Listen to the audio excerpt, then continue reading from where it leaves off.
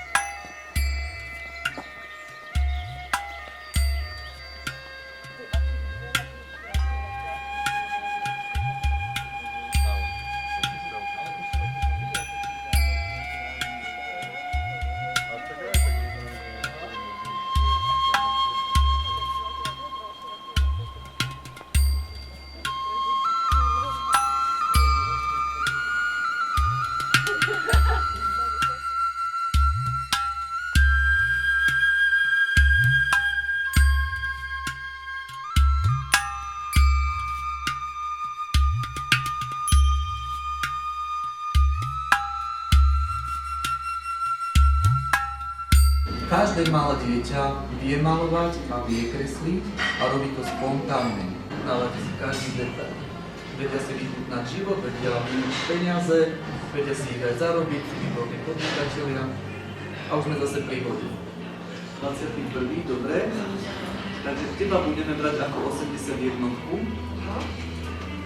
Takže si 5. Zem. Zemi tam. Stále je to tam. Questo che indicano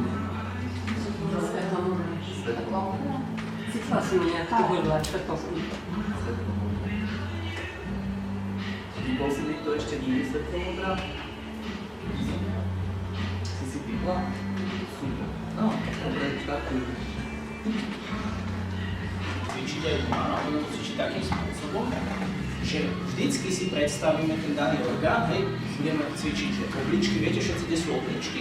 Áno, hej, pretože aj my cvičíme, že obličky, áno, budeme si uvedomovať potom pečeň, hej, pečeň sa nachádza tu na, tvoju pozornosť na srdce a budeme si predstavovať tú energiu zase červenej farby. Tak vy v tom danom mieste sa sústredíte, tak tam sa koncentruje väčšina tej vašej energie, hej. Preto napríklad vzniká bolesť. Bolesť je pretože to dané miesto na tom tele je buď zapchaté, alebo je zúžené a nemôže tadiaľ prúdiť energia, áno? A teraz to telo jednoducho vyšle signál a spôsobí sa v tom mieste bolesť. A čo robí tá bolesť? No priťahne vám pozornosť predsa, áno? A tým, že vám priťahne pozornosť, trebárs to bolavé koleno, tak s tou pozornosťou sa tam potom presmeruje kompletne vaša energia a tým pádom dokážete vyživovať tú energiu, to miesto.